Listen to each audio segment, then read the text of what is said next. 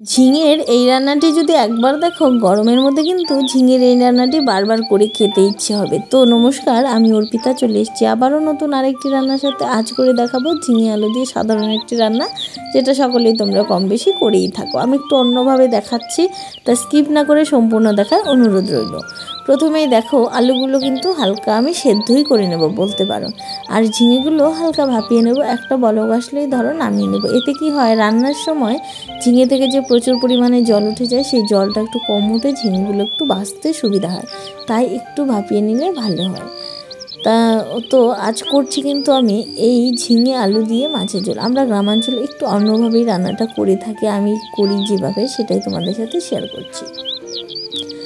তো ঝিঙেটা ভাপিয়ে কিন্তু আমি একটা ছিদ্রযুক্ত থালার মধ্যে নামিয়ে জলটা ছড়িয়ে নিয়েছি। আর এদিকে কিছু রুই মাছ নিয়েছি, তোমরা যে কোনো মাছ নিতে পারো, শুধু রান্নাটা একইভাবে করবে, দেখবে খেতে হয় ভীষণই ভালো। তো মাছগুলো উল্টে পাল্টে কিন্তু আমি একটু কড়া করে লালচে করে ভেজে নিচ্ছি। আর মাছগুলো যখন কড়াতে দিবে তখন তেলটা কিন্তু খুব ভালো করে গরম করে নেবে, না হলে কিন্তু মাছ কিন্তু কড়ার সাথে আটকে যায়। সবগুলো মাছেই কিন্তু আমি দেখতে পাচ্ছ একদম লালচে হওয়া পর্যন্ত ভেজে নিয়েছি একটু কড়া করে।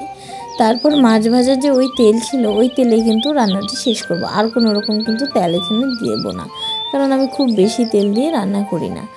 যারা নিয়মিত আমার ভিডিও দেখো তারা অবশ্যই জেনে থাকবে, একটু কম তেল মশলায় রান্না যে ভালো হবে না সেটা কিন্তু কোনো কথা নেই। একটু স্টেপ বাই স্টেপ কিছু ছোট ছোট ট্রিক্স যদি মাথায় রাখো, রান্না তো ভালো হতে বাধ্য। তারপর পেঁয়াজ দিয়ে পেঁয়াজটা কিন্তু বেরাস্তার মতো করে লালচে করে ভেজেছি, যেন দারুণ সুন্দর একটা স্মেল বেরোয়। সেই মুহূর্তে দিয়ে দিলাম ঝিঙে দিয়ে সেখানে নুন হলুদ দিয়ে ঝিঙে আলুটা কিছুক্ষণ সময় কিন্তু আমি ভেজে নেব। এই যে ভাপানোর কারণ এটাই যে এখন কিন্তু সেরকম পরিমাণে জল উঠছে না, ঝিঙেটা কিন্তু ভাজতে সুবিধা হচ্ছে। আর যখন একদম এইভাবেই দিয়ে দেবো ঝিঙেটা, তখন কিন্তু প্রচুর জল ওঠার কারণে ঝিঙে আর একটুও ভাজা যায় না।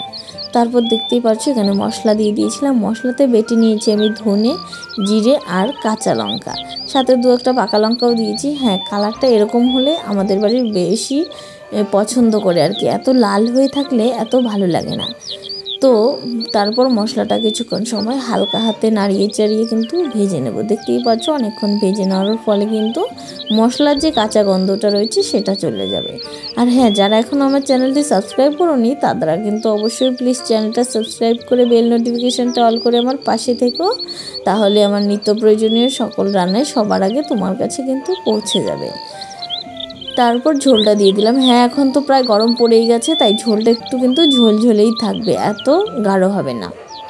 তারপর ঝোলে স্বাদ অনুসারে সামান্য নুন দিয়ে দিলাম, কেননা সবজি ভাজার সময় নুন দিয়েছি, এখন হচ্ছে ঝোলের জন্য দিলাম।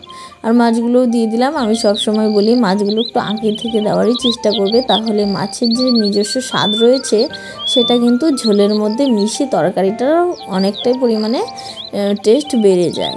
তারপর ফুটতে ফুটতে যখন দেখবে সাইডে তেলটা এরকম কালচে কালার ধরে গেছে, তখন বুঝতে হবে তরকারির ঝোলটা জাল হয়ে গেছে আমার। তখনই নামিয়ে নিলে রেডি দারুণ স্বাদের এই ঝিঙে আলু দিয়ে মাছের ঝোল। কেমন হয়েছে রান্নাটি অবশ্যই জানাতে ভুলো না।